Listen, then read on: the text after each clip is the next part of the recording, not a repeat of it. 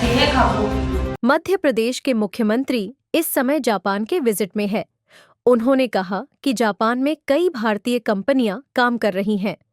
भारत और जापान एक दूसरे के पूरक बनकर हर क्षेत्र में बेहतरीन उपलब्धियां प्राप्त कर सकते हैं। मध्य प्रदेश पूरे देश का दिल है और यहाँ औद्योगिक विकास की अपार संभावनाएं हैं।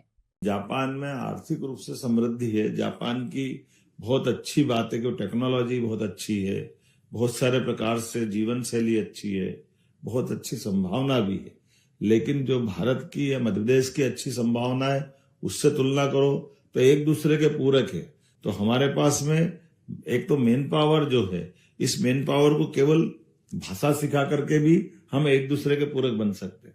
तो जो अभी आपकी संख्या कम दिख रही है, लगभग 50,000 बताया मुझे, 50,000 है ना, तो 50,000 से कब 1 लाख हो जाएगी पता ही नहीं चला।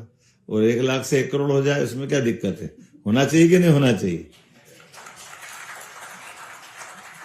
तो ऐसे आज मैं जितने निवेशकों से मिला उन सबने कहा कि साहब आप तो सब दूर से भेजो, जहां से भेज सकते हो, हमारे सब द्वीप में इतनी आबादी है तो मजा आएगा, कोई परेशानी किसी को नहीं है।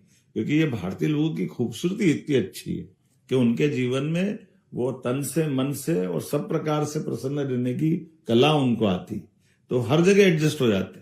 उस एडजस्ट होने की बात के आधार पर ही हर जगह उनका स्वागत होता है।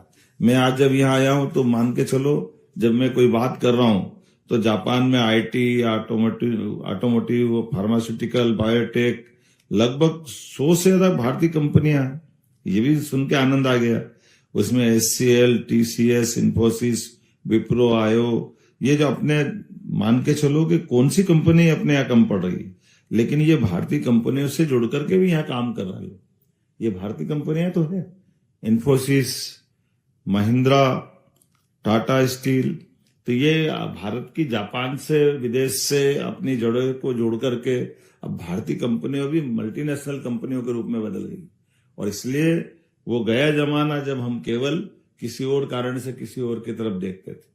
हमको भी अपना गर्व होता है कि हमारे साथ जुड़ करके परस्पर एक दूसरे पे पूरक होकर के, एक दूसरे का साथ दे करके इस तरह की ताकत हम बन रहे हैं। और खासकर जापान में भारतीयों के, प्रवासियों के स्वामित्व वाले आईटी, ऑटोमोटिव, फार्मास्यूटिकल्स, बायोटेक और निर्माण में भी आपने अपना प्रमुख स्थान बनाया। मैं आपको बधाई देना चाहूंगा। और आज भी मध्य प्रदेश में नए आयाम स्थापित हो रहे हैं, जिसमें इन सेक्टर की संभावना भी मध्य प्रदेश से भी जुड़ी हुई।